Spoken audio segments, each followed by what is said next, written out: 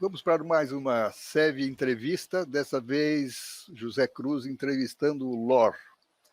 Eu preciso fazer uma pequena apresentação, pedindo para como vai ser uma conversa, uma apresentação meio rasa, e durante a conversa a gente aprofunda o LOR e o Zé Cruz. O LOR é o Luiz Oswaldo Carneiro Rodrigues.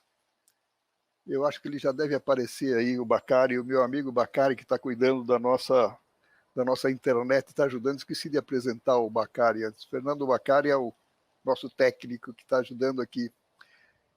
E o LOR, e essa conversa é uma conversa de amigos, né, de décadas. São pioneiros do Centro Esportivo Virtual, os dois escrevem no blog do SEV, e são famosos, né, bastante famosos, como todo mundo sabe. O LOR fez medicina na UFMG, se eu errar, você me corrige. Fez medicina na UFMG e fez o doutorado na Escola Paulista de Medicina. E eu estava na defesa do doutorado, e foi muito legal. Trabalhamos junto na UFMG, onde ele foi professor. Eu preciso confirmar depois, ele veio da cardiologia, tinha uma especialização em cardiologia, e parece que ele achou que, em vez de ser intensivista de cardiologia, era melhor a educação física. Depois ele fala sobre isso.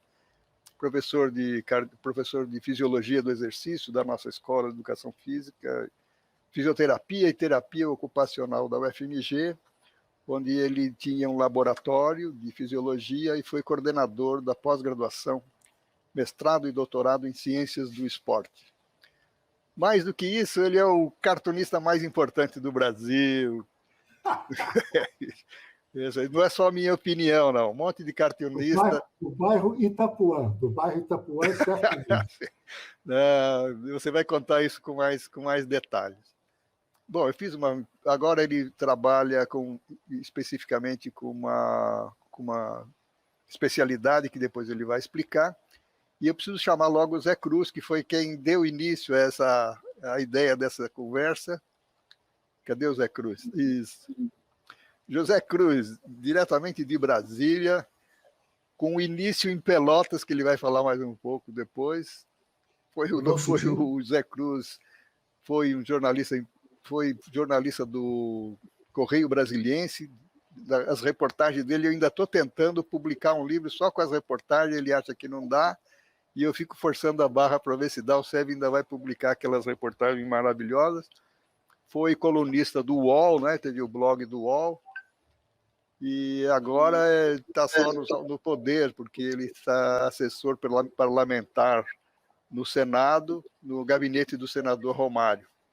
Ele tem acompanhado a política de esporte no Brasil, né, a partir de Brasília, né, do olhar lá junto do poder, nessas últimas décadas, e certamente isso vai dar um jogo para a gente conversar mais um pouco. Sei que ele vai cutucar o entrevistado nessa. Eu quero agradecer vocês dessa conversa, né? Foi muito boa. Em 48 horas nós fizemos. O Zé Cruz me chamou, eu chamei o LOR e deu certo. Então vamos fazendo isso, e agradeço que vocês tenham feito isso rapidamente. Zé Cruz, cutuca o LOR lá. Então, é um prazer muito grande, né, conhecer o LOR, porque é a primeira vez que eu faço um bate-papo, uma entrevista, né, com um cartunista.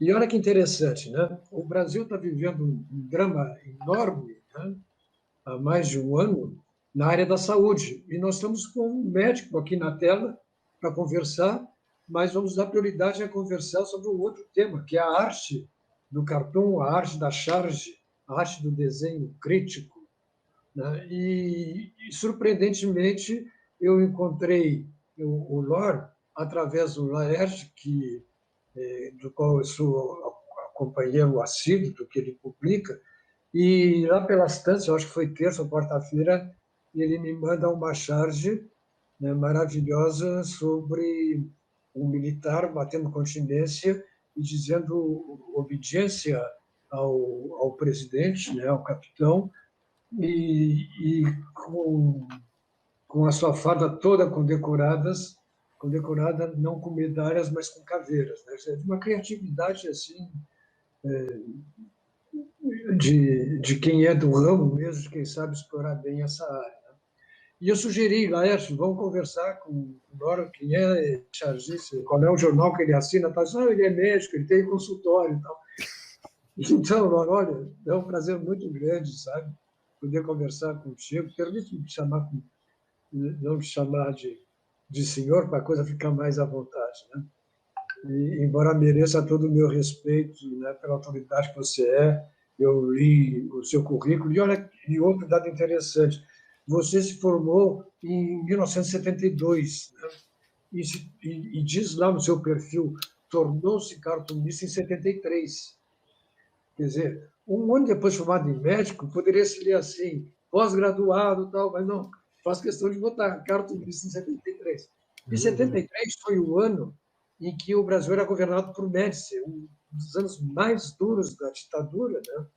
E justamente aí.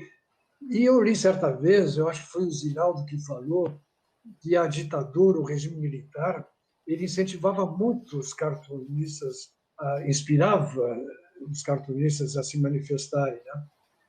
Foi por aí que você resolveu explorar essa genialidade também na arte do desenho crítico? Zé Cruz, obrigado aí pela pergunta. Obrigado, Laércio, pelo convite, por essa oportunidade de a gente estar conversando aqui. É sempre bom encontrar pessoas dispostas a conversar serenamente sobre coisas não tão serenas, muitas vezes, né? Mas eu fico contente de poder estar conversando com vocês aqui, no momento em que eu já estou há um ano aqui em isolamento social, trabalhando à distância apenas, atendendo os pacientes da especialidade que eu vou comentar daqui a pouco, e desenhando e mantendo a minha atividade no blog, nos 2 blogs que eu tenho, que é um como médico e outro como cartunista. E respondendo à pergunta do Zé Cruz, realmente eu comecei a publicar meus cartoons pelas mãos do Ziraldo, inclusive, que você citou. O Ziraldo foi quem me disse que eu era um cartunista. Eu não sabia que eu era um cartunista, porque o meu irmão, que é jornalista, o Ernesto Rodrigues, seu colega de profissão, que mora no Rio de Janeiro, já tem um largo currículo, é um dos autores de vários livros, entre eles do Ayrton Senna, a biografia do Ayrton Senna, que vocês conheçam, a do João Avelange também, o Ernesto é o autor da biografia do João Avelange. Enfim, o Ernesto, ele era estudante aqui na PUC, e ele levou uns desenhos meus que eu fazia em casa, uns desenhos para o Ziraldo ver. O Ziraldo veio fazer uma palestra na PUC, para os estudantes de jornalismo, que meu irmão era jornalista, né? Era estudante de jornalismo, e o Ziraldo falou assim, fala para ele mandar aqui os desenhos para o Pasquim. E eu comecei, então, mandei os desenhos para o Ziraldo, e ele, na verdade, publicou no Jornal do Brasil, e não no Pasquim inicialmente. E, a partir daí, eu me tornei cartunista.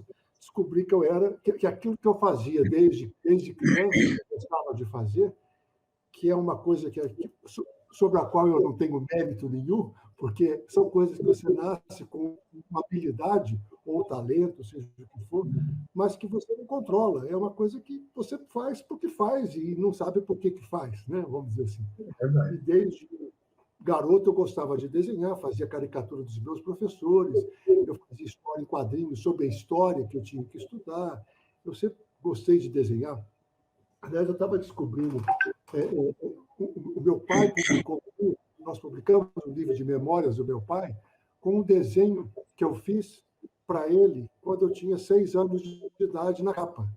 Um desenho adaptado. Ou seja, aos 6 anos, o meu pai já estava guardando desenhos meus, né? Porque havia ele percebia ali uma habilidade em fazer imagens gráficas, né?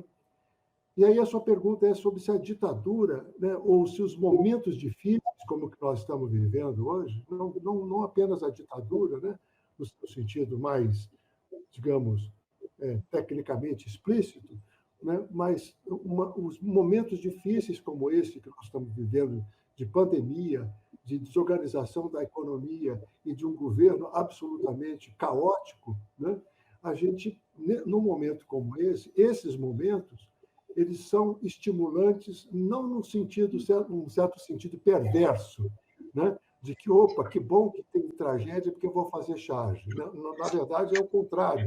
A gente está tão impactado que a gente não consegue deixar de fazer. É a nossa forma de reagir a esse descalabro, a esse sofrimento, a essa angústia que nos atinge, né? O medo que eu sinto, a tristeza que eu sinto. Eu só tenho uma maneira de escapá-la, que é de enfrentar essa angústia, que é transcendê-la através do meu trabalho artístico. Então, ao fazer a charge, de uma certa forma, eu soluciono um pouco a minha angústia, sabe? Então, assim, por isso que eu preciso de fazer mais ou menos uma charge por dia, ou às vezes mais de uma. O Miguel Paiva faz 5, 6, 7, 8, 10 por dia, pra vocês terem uma ideia. Né? E ele coloca muitas delas aí no site do 247, que vocês podem acompanhar. Então, assim, o momento difícil, Zé Cruz, sabe? Assim, ele realmente gera mais angústia em todos nós, né? Cidadãos e cidadãs, nós todos ficamos sofrendo. O cartunista não está no meio dessa manada, dessa população, sofre, né? E a gente, então, se expressa na forma do cartão. Eu sempre costumava dizer que o jornalista é um profissional que sofre duas vezes. Nós sofremos como ser social, vivendo em sociedade, e, de outra parte, no momento em que nós estamos, desculpa, nós estamos na cobertura, né, no fronte de guerra, seja lá o que for, uma própria votação do Congresso de projetos esdrúxulos, etc. Então, nós estamos ali vivendo também. E a consequência disso, e você que é médico sabe, vem na saúde também do profissional, né? Então, agora, você como chargista, você também, e dizendo que chega a fazer 4, 5, 6 charges por dia, quer dizer, você expressa a sua indignação, você também é um ser social indignado, né? Enquanto o jornalista vai para a máquina, no computador, escrever o seu texto, a sua crônica de desabafo, você faz isso através de outra arte, né? Não na literatura, mas do desenho, do traço e da crítica, né? Diretamente, a charge é uma crítica que sintetiza. Ela é uma crônica compactada, né? Exatamente. Ela é uma maneira de você fazer um resumo do que está acontecendo em pouquinho. E quanto menos palavra, quanto menos texto, quanto menos imagem, quanto menos cores você tiver, melhor é a charge. A charge, quanto mais próximo do desenho da criança, quanto mais próximo do desenho, entre aspas, infantil, melhor é a charge, porque ela atinge você, o leitor, de uma forma limpa, sem penduricalhos, sem acessórios desnecessários. A charge, quanto mais ela fica reduzida à linha, ao traço, né, melhor. Né? Certo. E como é que você se inspira nisso aí? Depois do consultório, você vai ler os seus jornais, e na leitura do jornal surge uma ideia, ouvindo o noticiário pela TV surge outra ideia, e você se isola para fazer essa criação, faz no silêncio o seu computador. Aliás, fazendo outra pergunta, você ainda usa a mesa de desenho ou é no computador? Porque a minha resposta é tudo isso que você perguntou. Eu posso estar no trânsito, eu posso estar escutando o jornal, eu posso estar lendo, eu posso estar no meio de uma consulta, eu posso estar dormindo. A charge, muitas vezes, surge de uma forma involuntária. Ela chega pronta, às vezes, e outras vezes eu tenho que elaborar. Por exemplo, durante muitos anos, eu trabalhei no Diário Popular, em São Paulo. Durante 15 anos, eu fiz charges de assim, de não, no Diário Popular, que hoje chama-se Diário de São Paulo. Né? E aí eu tinha que fazer uma charge. Então, eu tinha um horário que eu tinha que sentar aqui nessa mesa, o desenho aqui. Né? Então, eu uso...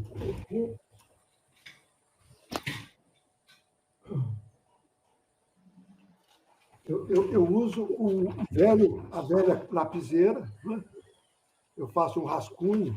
Aqui, por exemplo, eu estava brincando com os meus, uma brincadeira com os meus netos, fazer os coelhinhos da Páscoa de máscara, tá vendo? Aham. Eu sou o rascunho deles, o lápis. Aí eu venho com uma caneta, que deve ter mais ou menos, essa aqui deve ter uns 20 e tantos anos, uma caneta de caligrafia, e vou passar o traço em cima. Vou fazer aqui para você ver que agora ele vai ter um coelhinho de máscara. Eu botei só o comecinho aqui para poder vocês terem ideia como é que funciona, como é que é rápido o processo. Pronto. Então aqui eu já tenho com a caneta, né? Passei a caneta em cima daquele rascunho. Tá certo? Você tem um rascunho e o outro já com a tinta em cima. Muito bom. Eu espero secar a tinta, apago o lápis, coloco aqui no scanner, aqui do lado, escaneio, ele está pronto para ser publicado. Eu posso acrescentar aqui um detalhe, uma cor, alguma coisa, ou no scanner, ou com essa caixa de lápis de cor que está aqui. Ó. Às vezes eu trabalho na cor na mão, às vezes trabalho aqui no scanner. Varia muito do tipo de cartão que eu quero fazer. Essa charge que você citou, por exemplo, o colorido dela foi feito no computador. Vou te mostrar aqui. Vou te mostrar o original dela, sem cores, e o que você viu impresso depois. Né? Você usa muitas cores claras, né? Eu observo muito.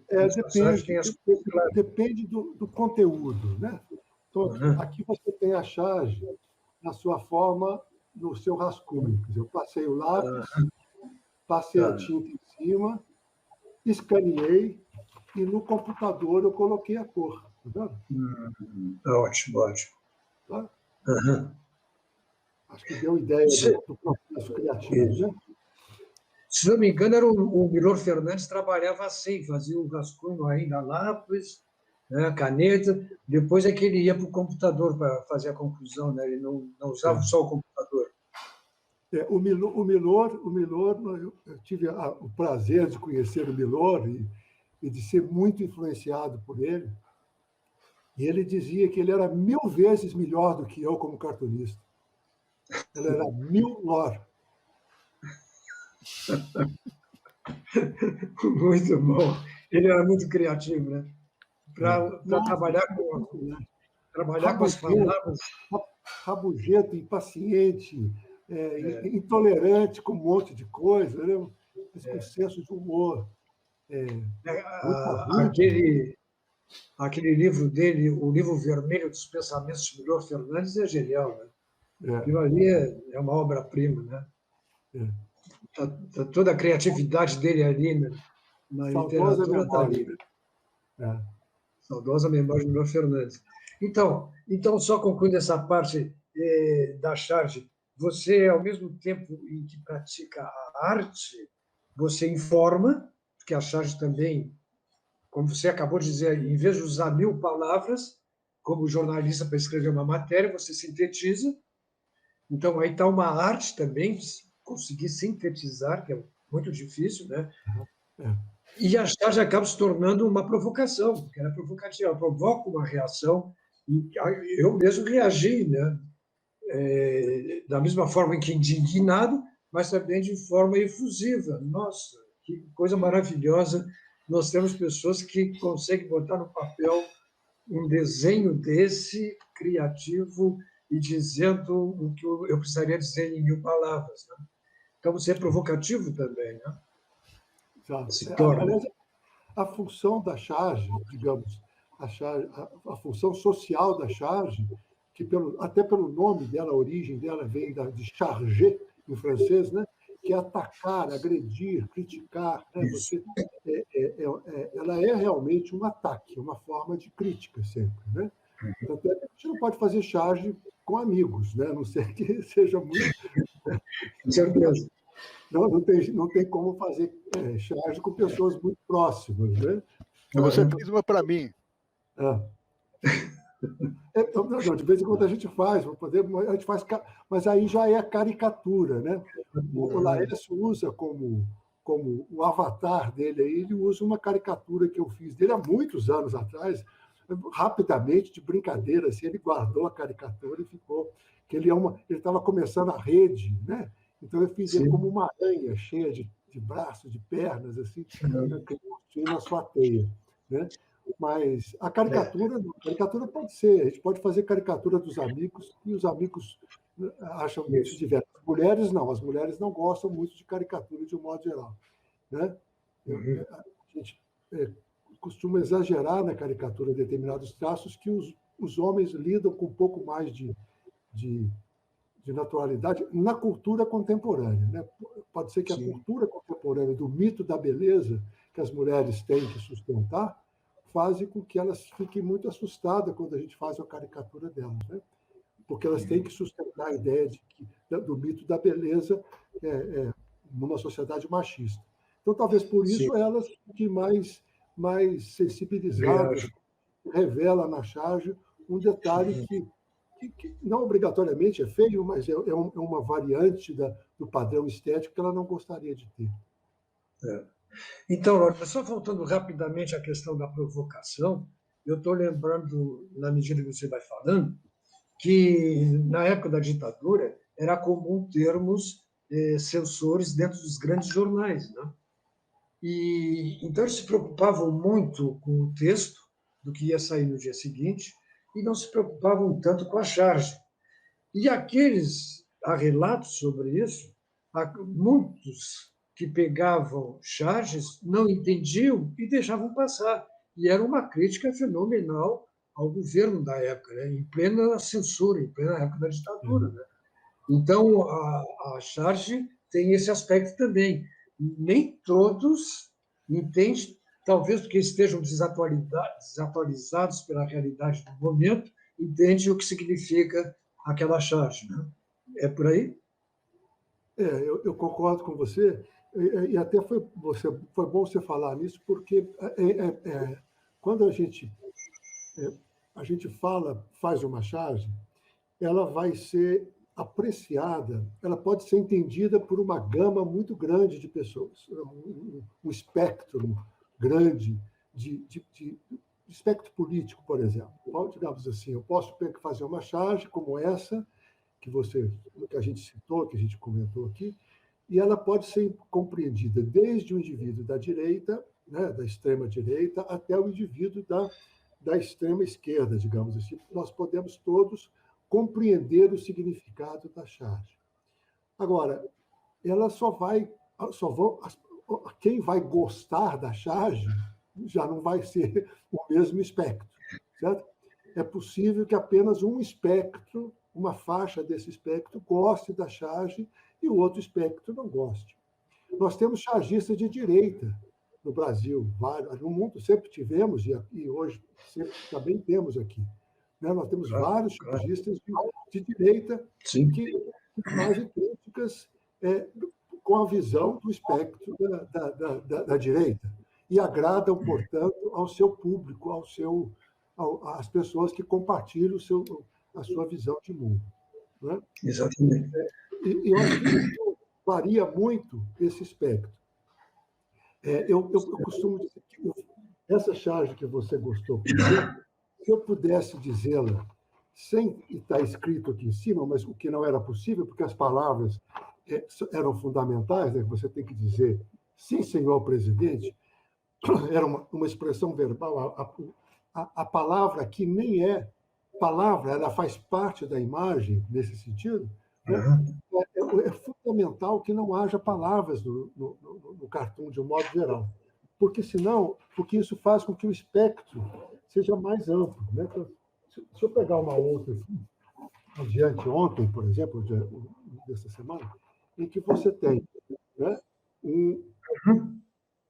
foi logo que começou a demissão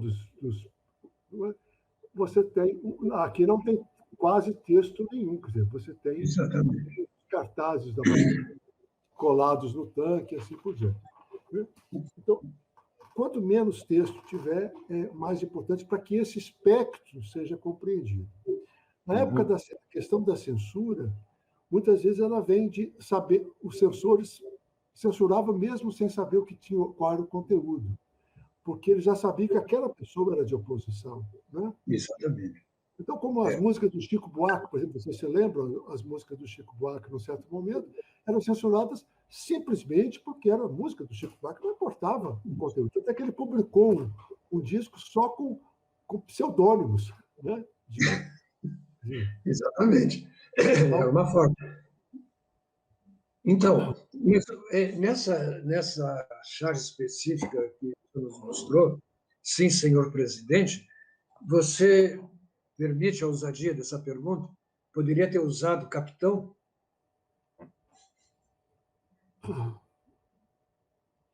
É uma boa pergunta. Se nós colocássemos capitão, ficaria muito interessante também, porque você seria mais provocativo ainda. Acho que a sua charge é melhor do que a minha.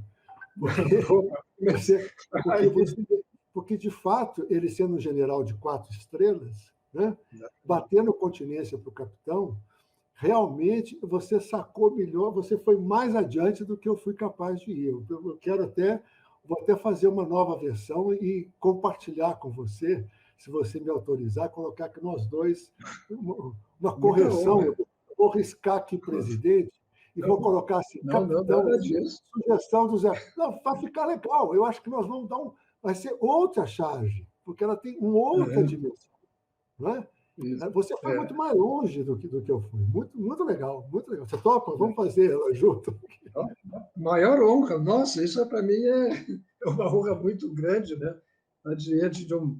Porque... É uma delícia, viu? Uma delícia o seu acréscimo, vai ser muito bom, porque ainda mostra a questão que está por trás de toda a discussão, que tem que ser um terrorista que foi expulso quase expulso do exército, um arranjo para ele ser reformado como capitão, né? Mas, na verdade, ele estava colocando bomba nos quartéis, né? Ele era um verdadeiro terrorista. Né?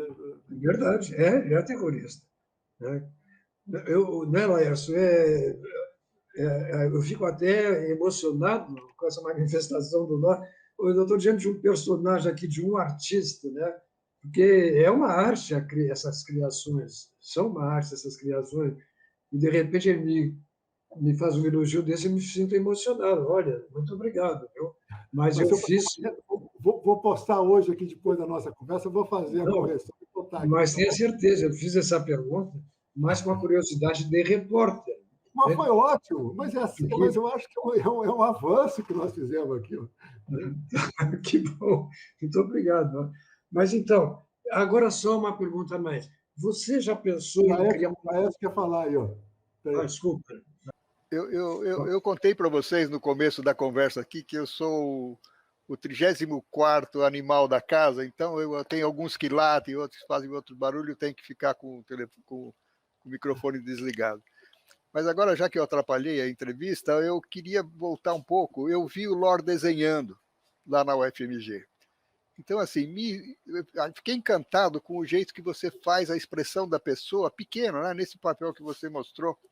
Você puxa isso e aí você vai ficando tenso. Daí eu fiquei só prestando atenção. Você fica tenso, vai fazendo, parece que você atinge um ápice, acaba o desenho e sai achuriando, fazendo algum detalhe assim, mas você percebe que você está aliviando. Parece que a Thalma estudou isso, como é que funciona o cérebro nessa hora. Eu falei, eu vou perguntar isso para o Lorde na hora.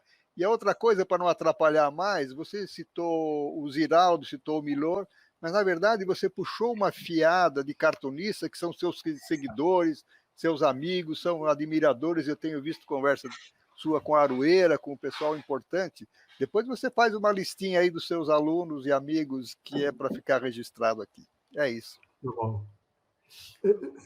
Eu vou comentar, então. Foi muito bom você falar sobre a Thalma. Atrás de mim aqui estão 2 telas ali que a Thalma acabou de pintar. Ela está fazendo uma série de telas sobre a Amazônia. Então, nós tivemos lá um pouco antes da pandemia, então ela fotografou e está pintando. Tem uma série de telas, já deve ter umas 12 ou 13 prontas, para uma exposição que ela está fazendo sobre a Amazônia, o impacto que ela sentiu com a devastação da floresta. Então, ela fotografou e está pintando uns quadros maravilhosos ali atrás. Thalma, minha esposa, ela é formada em Belas Artes e nós estamos juntos há quase 50 anos, praticamente, quase 50 anos. E com ela eu aprendi muito com Thalma a respeito de não só entendi a minha própria arte sob um olhar de alguém que tem uma formação acadêmica sobre a arte, né? Eu compreendi melhor o que é que eu fazia, por que eu fazia, como eu aprendi técnicas também com a Thalma, né? Além dela dar palpite nos meus cartoons, como esse que o Zé Cruz acabou de fazer, a Thalma vive melhorando os meus cartoons, viu? Ou ela, às vezes, censura, diz, não, isso aqui não pode, isso aqui não está legal, não. Ó, isso aqui está machista, isso aqui está não sei o quê, isso aqui... Então, a Thalma tem sido a minha conselheira aqui nesses anos todos, sobre vários aspectos. Tem muitas charges, inclusive muitos textos e charges que eu compartilho com ela, porque ela participa muito do meu processo criativo, né? Inevitavelmente, né? E eu sou muito grato a ela por isso. Então, Thalma estudou, de fato, o Laércio lembrou, a Thalma deu aula durante muitos anos de pintura, trabalhando com uma técnica chamada desenhando com o lado direito do cérebro, que é uma técnica que mostra, são estudos que mostram que quando você está no processo criativo, você envolve uma série de circuitos neurais e a sua mente trabalha de uma certa forma bastante especial do ponto de vista de concentração, de atenção e de envolvimento. Quer dizer, o Laércio tem razão. Quando eu estou criando o desenho, eu fico neste estado um pouco diferente, um estado que, inclusive, se eu for interrompido neste momento, eu custo um pouquinho a me contextualizar novamente, eu fico um pouco irritado, às vezes, um pouco ansioso, quando eu sou interrompido durante o processo de criação, né? Então, de fato, tem razão, há uma certa tensão no processo de criação, que você está mergulhado profundamente naquilo, depois ela vai se aliviando, né? E quanto aos cartunistas, na verdade, a gente formou um grupo de cartunistas em Minas Gerais na década de 70. Assim que eu comecei a publicar no Jornal do Brasil, depois o Estado de Minas, eu comecei a publicar no Estado de Minas, no jornal Estado de Minas, e junto com o Procópio, que era também médico e humorista, desenhava e fazia textos, já falecido, nós dois criamos uma página que chamava, em 1975, chamava Ria Se Doer, né? Era o título da nossa coluna semanal. Essa página cresceu, se tornou um grupo de novos humoristas, incluindo o Aroeira, né, que chegou lá recém, começando a carreira dele. Ela chamava-se Humordaz, com H. Humor, era humor de A a Z, mas, ao mesmo tempo, humordaz, né? E esse grupo foi muito importante para mim, na minha formação, porque eu aprendi muito com o Nilson.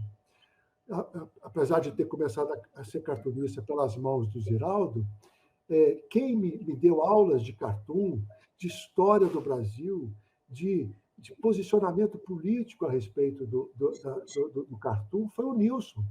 O Nilson, que é o meu grande amigo, padre, né? Até hoje um cartunista menos ativo, mas ainda ativo. O Nilson, ele me ensinou uma regra fundamental do cartunista de esquerda, né? Que é bater em quem está batendo, né? Nós temos que atacar aquele que está no poder, o que está por cima. Tem uma briga, você vai criticar quem está por cima, quem está batendo, né? Então, essa regra de ouro que o Nilson me ensinou vale sempre. Quer dizer, tem uma questão, eu olho para qual é o lado mais forte. É nesse que eu vou concentrar a artilharia, digamos assim, né? É sempre do lado, a gente sempre ficar do lado de quem está apanhando. Seria essa a postura do chargista. Então, esse grupo do Mordaz deu origem a outros grupos que foram surgindo, o Grupo Mineiro de Desenho, os Cadernos do Sete, e a partir daí há uma comunidade de cartunistas a qual eu pertenço, né, que inclui os cartunistas mais antigos, que já foram falecendo, né, e que hoje nós temos ainda o Ziraldo está vivo, apesar de doente, né? O Ziraldo está lá vivo. Tem uma geração, eu sou da geração do Nilson, né? Da Laerte, do Angeli, do Glauco, que foi assassinado, né? Aqui em Minas, vários outros cartunistas que a gente tem formado esse grupo. O privilégio de poder ser professor, formalmente falando, do Duque, que hoje é um cartunista muito talentoso e que tem um grande trabalho como cartunista, né? O Duque é um dos nossos cartunistas mineiros aqui mais ativos, né? Enfim, é uma comunidade, sabe, Laércio? É uma comunidade que a gente se alimenta, se ajuda reciprocamente, né? Cada um de nós dando sugestão um para o outro, a gente vai crescendo. O Enfio passou pela tua casa aí? Sim, ele passou aqui em casa, você está falando? Ah, sim, sim. Eu também fiquei na casa dele hospedado. O Enfio também foi um professor para mim, né? O Enfio criava mais personagens, né? Hã? Ele criava, o Enfio era que criava muitos personagens também. O Enfio ele tinha uma polivalência como chargista, como cartunista, como quadrinista, que são especialidades do cartunista, né? Nós temos a charge, a caricatura, o cartoon, o quadrinho, né? O texto de humor ilustrado, a ilustração de humor. Nós temos várias especialidades dentro da profissão. E a gente transita em cada uma delas com habilidades diferentes, com talentos diferentes, né? Eu não acho que eu sou tecnicamente um bom caricaturista, mas a caricatura ajuda a quebrar o galho em certas circunstâncias, né? Então, eu já exerci o quadrinho, já trabalhei como ilustrador de humor, já fiz... Enfim, a gente vai exercendo especialidades diferentes dentro do cartoon, né? O Enfio tinha essa característica, né? Eu também escrevo, eu tenho uns textos de humor, uns textos de alguns ensaios no meu blog, onde eu exerço também a tentativa do humor pela palavra. Certo. Você estava falando aí, eu estava lembrando da importância da charge. A charge é íntima do jornal, né? Eu me lembro, nas minhas pesquisas aqui, na época da guerra, já existia a charge, né? E no Brasil, inclusive. E depois Getúlio, eu não sei se foi Getúlio Vargas, o Gaspar, acho que foi Gaspar Dota, né? Apesar das críticas dos chargistas sobre a atuação dele, ele colecionava as charges diárias que saíam dos jornais, entende? Você vê a importância que tem, tanto quanto uma manchete de jornal no artigo. Sim, por favor. O Delfim Neto faz isso até hoje, né, dizem. Até, olha aí, Delfim Neto, né? Que era um personagem que se prestava para um traço, era admirado pelos chargistas. Ótimo. Desde a época da ditadura, ele já é um caricaturável, né? Quem é o caricaturável da nossa política, da nossa cena diária hoje? Todos, né? A começar pelo capitão, né? O capitão é uma fácies. A gente fala em medicina, quando você quer se referir a um tipo de doença, você fala assim, fulano de tal tem uma fácies cancerosa, digamos assim, né? O Bolsonaro tem uma fácies do perverso, né? Ele tem a fácies da perversidade. Ele não é louco, ele não é inconsciente, ele é perverso. Ele sabe o que ele faz, e ele faz sem remorso. A descrição psiquiátrica do Bolsonaro, feita por pessoas que entendem de psiquiatria, é da perversidade. É um indivíduo que não sente culpa, que não se abala com o dano que ele causa aos outros e que ele tem o objetivo dele, os próprios objetivos são atingidos a qualquer preço, não importa o sofrimento que isso causa aos outros. O fundamental é alcançar os próprios objetivos.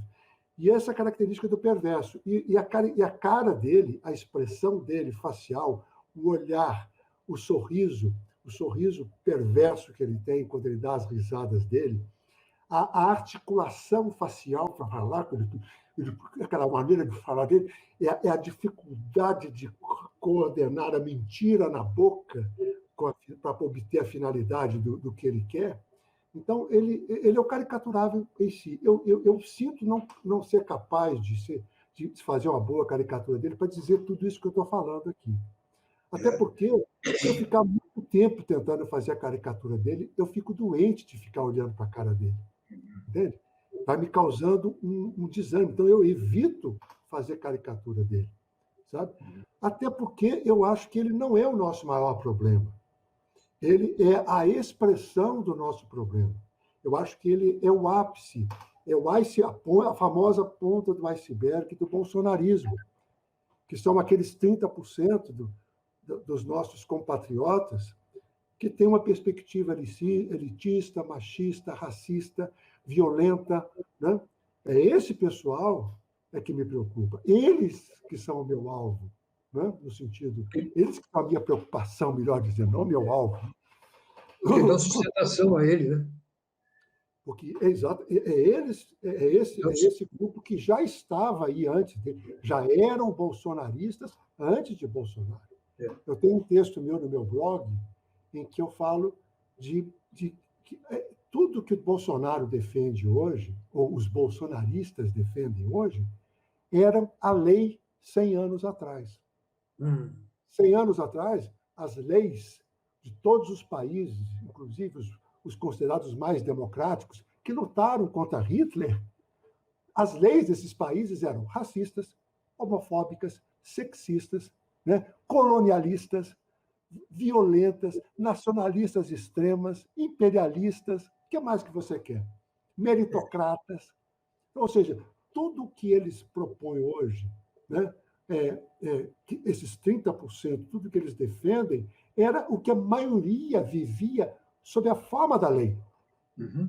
O racismo era a lei. Ser racista fazia parte de ser um homem de bem.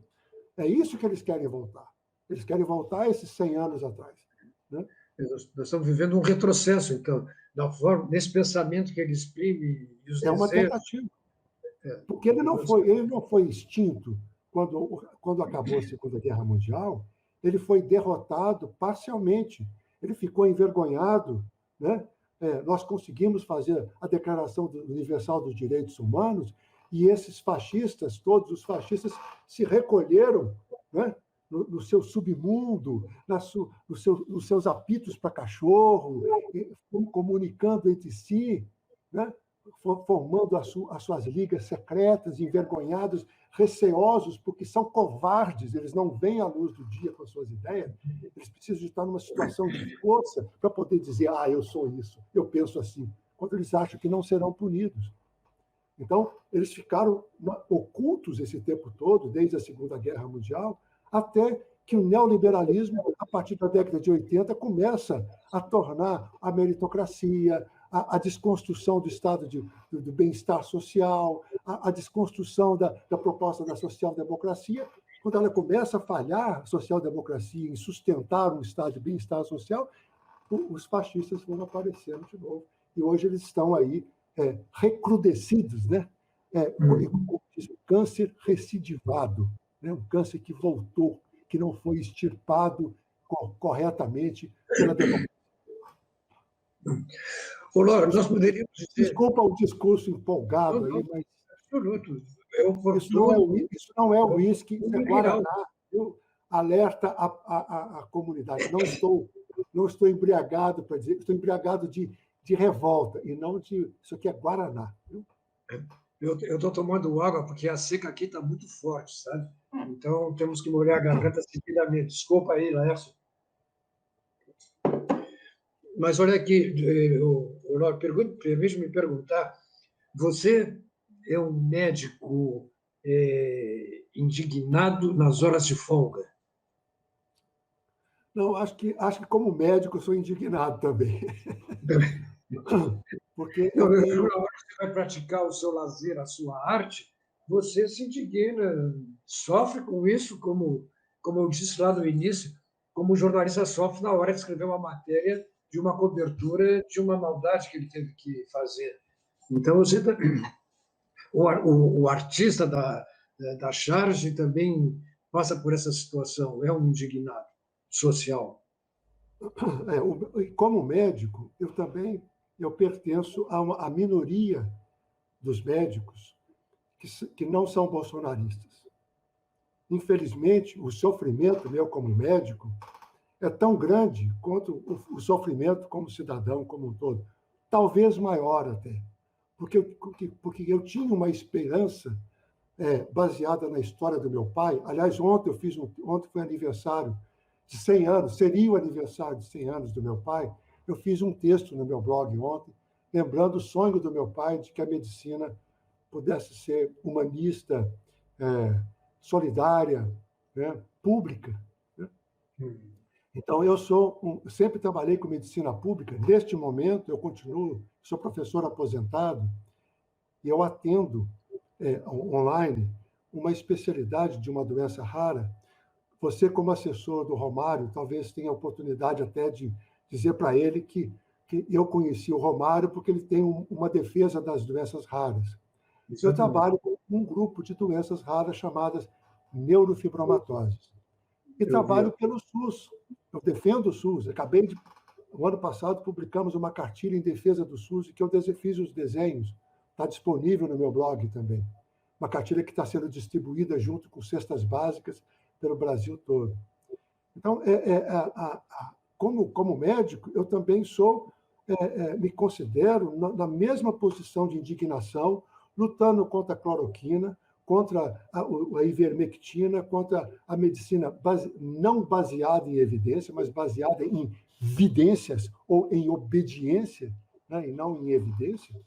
Então, como médico, eu também sofro a angústia de lutar contra meus colegas, né, cuja maioria apoiou e ainda apoia Bolsonaro, a política bolsonarista, são elitistas, são filhos da classe alta, da burguesia, que entra para a faculdade de medicina, faz o curso de faculdade público, recebe uma faculdade pública, se formam e vão ganhar dinheiro e vão se tornar elitistas, certo? Às custas do povo, entende?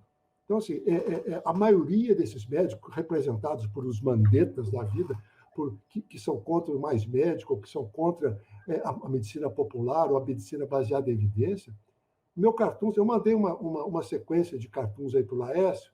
Laércio, depois, se quiser compartilhar com você, só durante a pandemia, eu reuni algumas das charges que eu fiz só durante a pandemia, para mostrar o quão dissociado estou da maioria dos médicos. Felizmente, existem médicos, dos quais eu faço parte, que formamos uma associação chamada Associação Brasileira de Médicas e Médicos pela Democracia.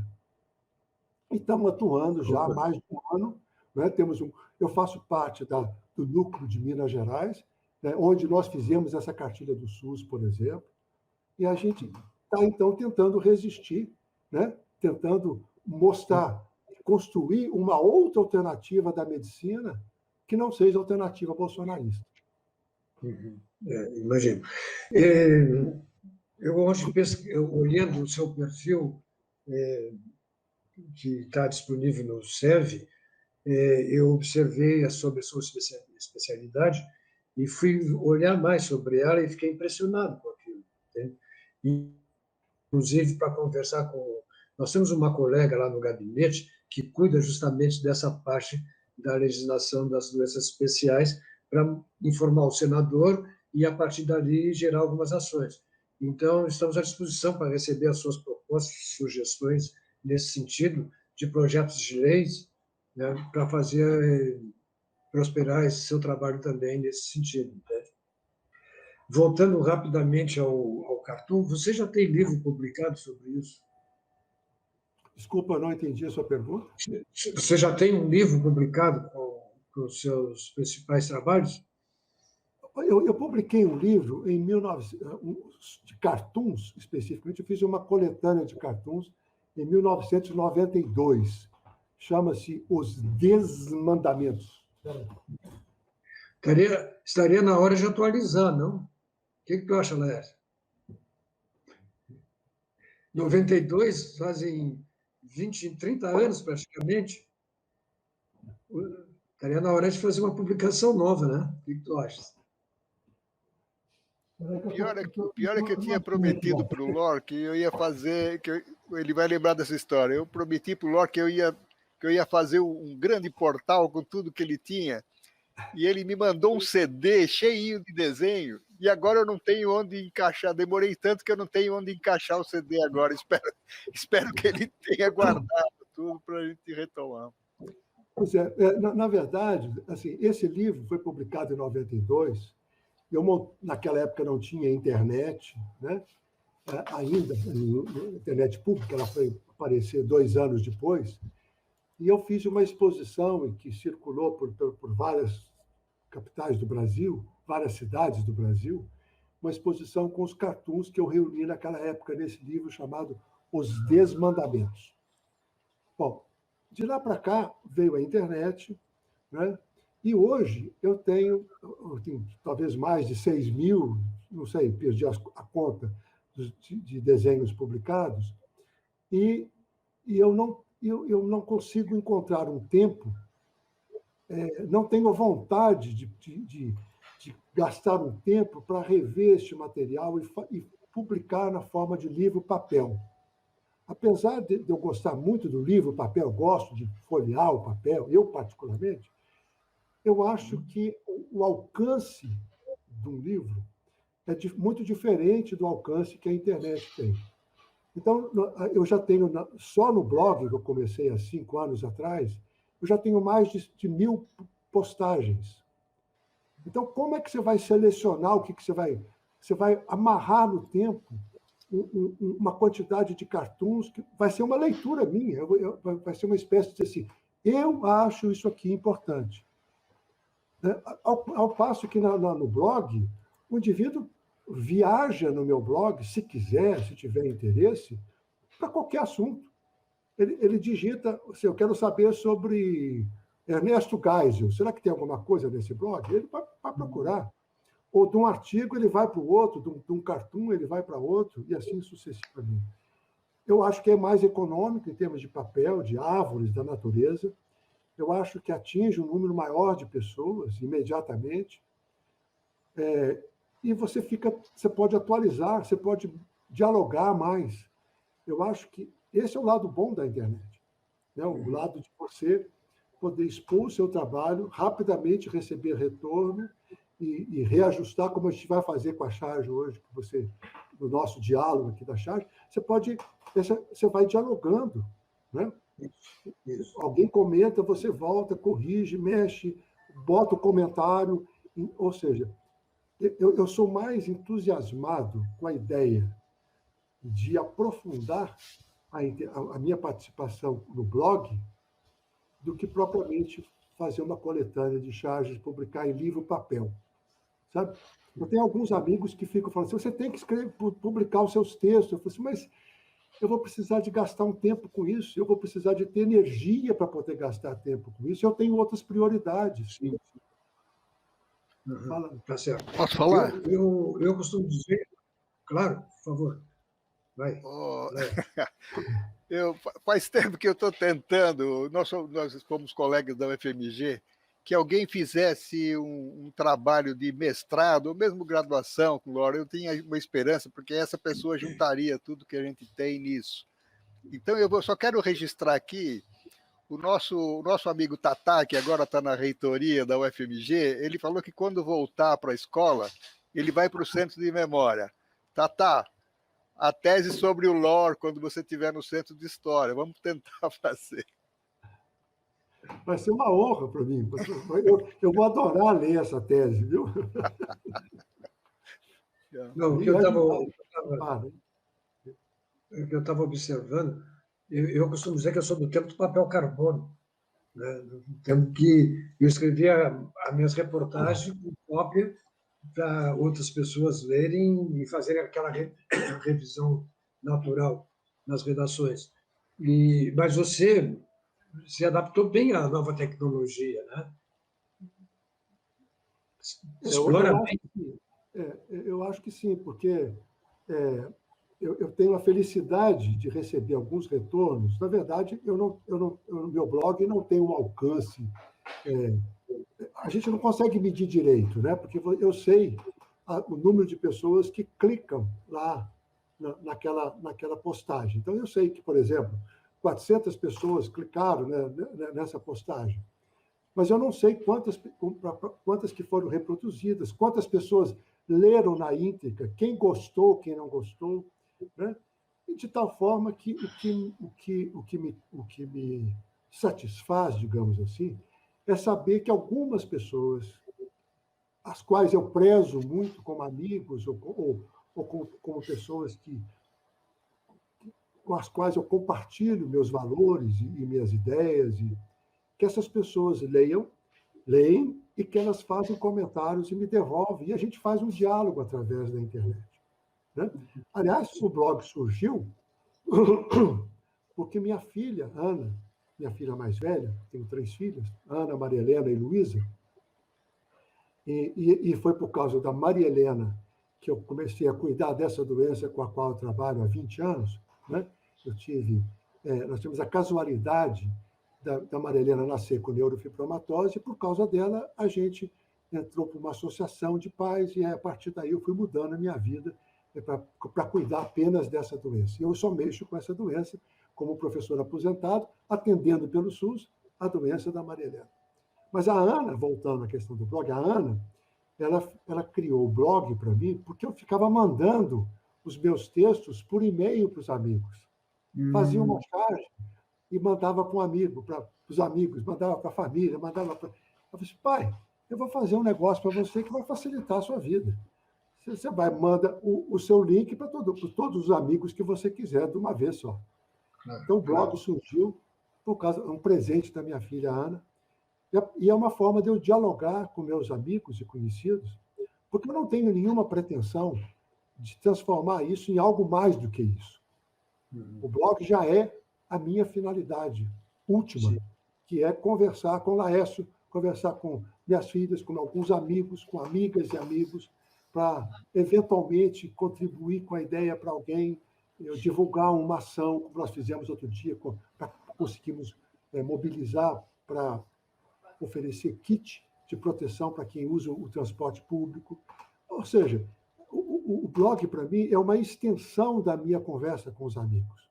Então, porque eu, aos 72 anos, eu não tenho nenhum projeto de popularidade ou outro, além de estar me comunicando da forma mais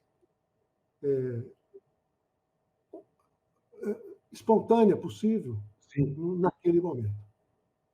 Mas, Honor... Para responder o livro, para responder por que eu não quero, não é que eu não queira, por que eu não me mobilizo para fazer um livro. Está certo, está certo.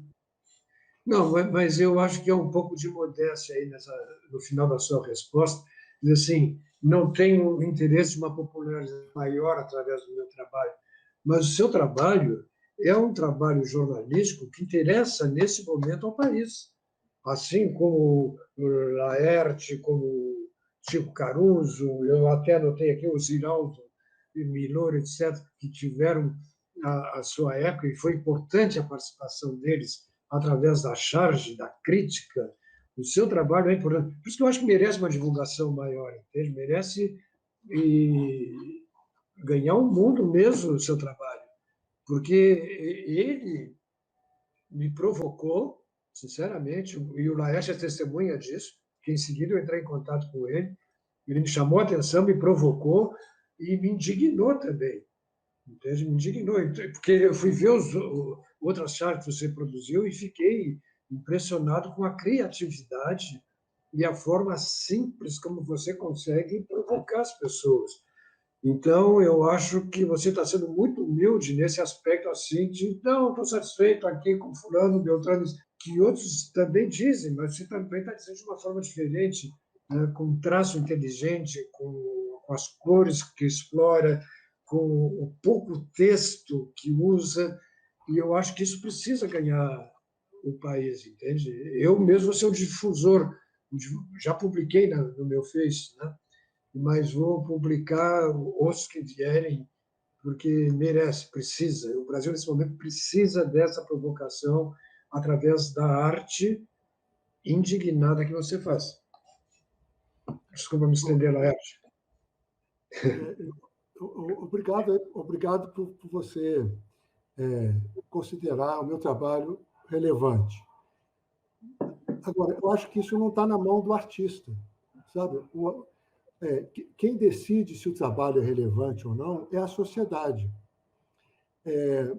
Eu acho que não cabe ao artista ele fazer esse tipo digamos assim, de promoção.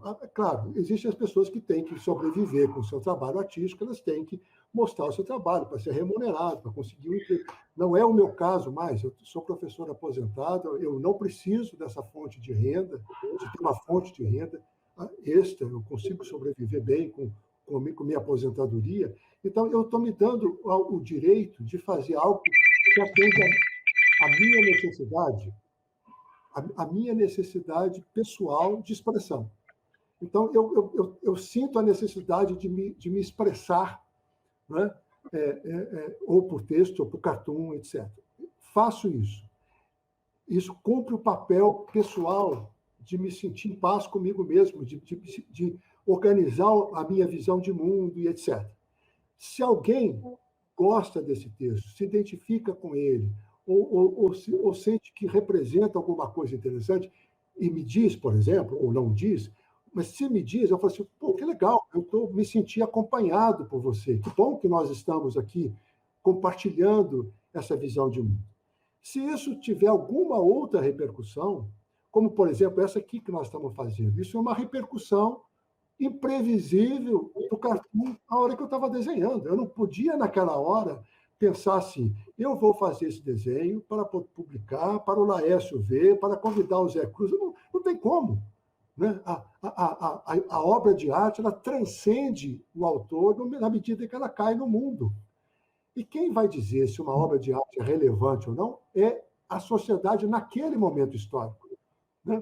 Se você pegar o Enfio começasse a publicar hoje, eu não sei se ele seria o mesmo Enfio, se ele teria o mesmo papel que ele teve na década de 80, de 70. Se o Milor começasse a escrever hoje na internet, será que ele teria o mesmo papel que ele teve no Cruzeiro, no Pif-Paf, na década de 50 e 60? Nós somos históricos, nós somos seres históricos, sempre. Né? E como artista, eu sou um ser histórico, eu sou datado. Se você pegar mensagens da década de 80, você fala assim, mas o que ele quis dizer com isso? Não sei. Quem que é essa figura aqui? Eu não sei. Eu tenho milhares de desenhos aqui. Se você voltar neles, assim, pegar o acaso, falar assim, mas quem disse? Vamos fazer essa brincadeira? Eu vou abrir uma pasta ao acaso da década de 80. Um minutinho só. Eu estava provocando o Lore enquanto ele vai buscar lá. Eu estava provocando, porque assim como ele faz o trabalho social dele, né, e a associação de médicos que ele criou, né, justamente para congregar pessoas para reagirem a esse momento que o Brasil vive, o seu trabalho é também uma forma de provocar a sociedade a uma reação, entende? Porque ela transmite uma informação que nos indigna. Então, nós reagimos.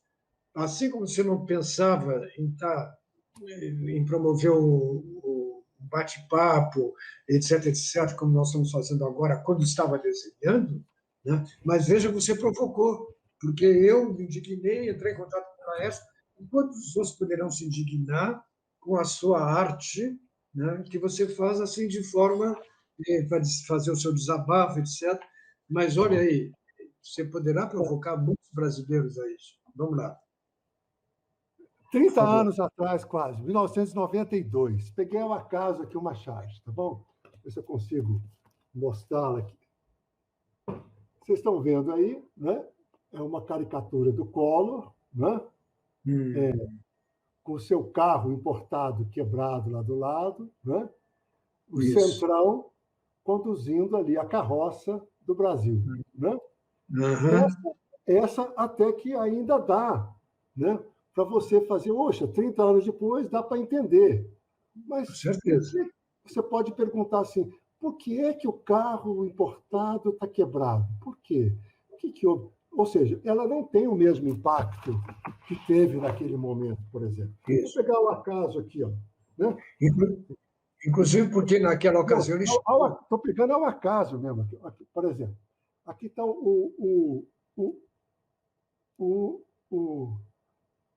estão conseguindo ver aí? Sim. Então, o Collor, né, e a Fiesp, aquele famoso presidente da Fiesp, que esqueci o nome dele aqui agora, tá vendo? Já esqueci o nome do cara. Imagina olhar a caricatura e lembrar quem era. Mas felizmente está escrito ali Fiesp, né? Uhum. E cavalgando um pobre sujeito em busca de comida, né, para trás, e fazendo o pacto, né? A ideia do pacto que o Collor propunha naquela época. Tem dois exemplos. A gente podia pegar ao acaso. Somos datados, toda a arte é datada. Se você pegar um Picasso, o Picasso é datado. Ele se torna Picasso importante hoje porque ele virou uma joia, um comércio, um mercado de joia, fala, isso vale milhões de dólares. Mas se você descontextualizar o valor monetário da obra de arte de um Picasso, por qualquer outro artista que você quiser, o que vai restar? O seu aspecto histórico. O porquê que ele fazia aquilo naquele momento. Né? O que ele representava, qual que era a ideologia que existia naquela arte, como a ideologia que existe no meu trabalho. Existe uma ideologia aqui, num dado contexto histórico. Como na minha medicina, a minha medicina é uma prática histórica. Eu faço coisas hoje que eu não fazia há 20 anos atrás, e não faço coisas hoje que eu fazia há 20 anos atrás, porque atualizei-me historicamente do ponto de vista científico. Eu aprendi, eu fui estudando, continuo estudando. Então, nós somos seres históricos, somente históricos. Nós não existimos sem o elo histórico, tanto do ponto de vista biológico quanto cultural. Nós só existimos numa cadeia da vida que tem 4 bilhões de anos, 3 bilhões de anos, pelo menos. 3 bilhões de anos começou a vida lá, nós somos parte desse processo. Então, nós só existimos no contexto evolutivo, biologicamente, só existimos no contexto cultural, historicamente. Né? Então, assim, não me cabe, e não quero fazer esse tipo de raciocínio, eu não quero me preocupar com isso, nem posso, não seria uma futilidade eu me preocupar com a minha relevância.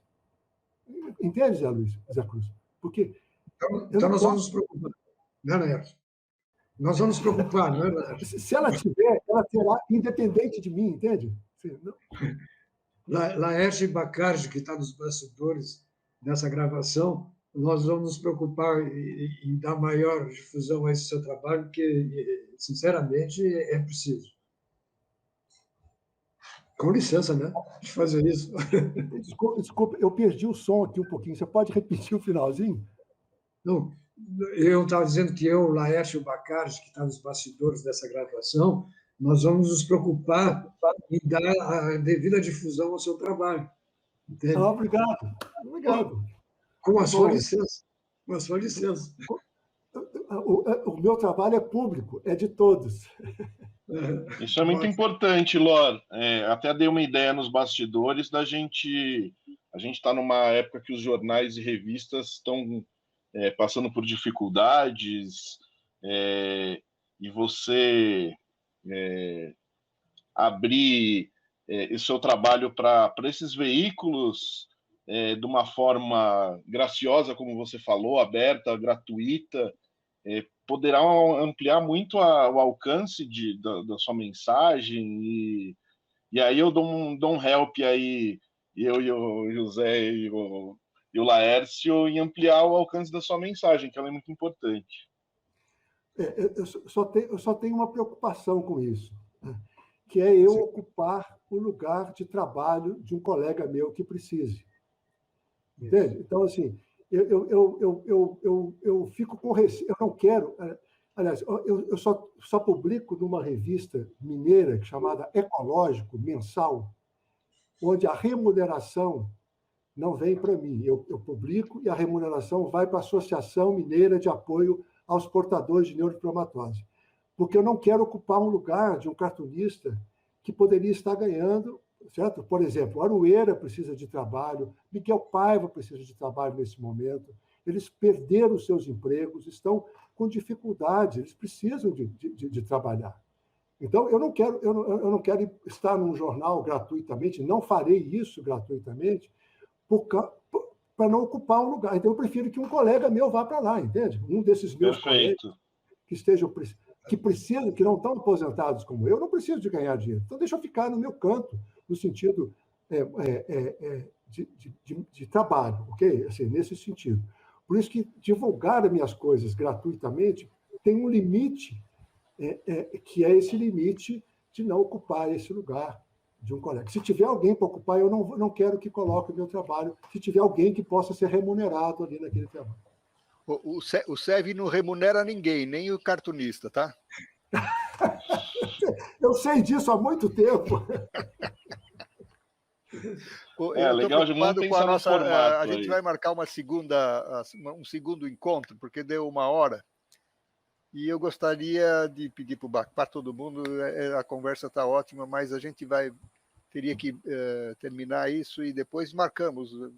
O Lor prometeria que teríamos uma segunda conversa, que é longa, sobre esporte, educação física, que ele atuou bastante, que não caberia na nossa conversa de hoje, mas certamente uma segunda eu pediria para o Cruz e o Lor e o Bacari que a gente já começasse a tomar impulso para fazer a segunda.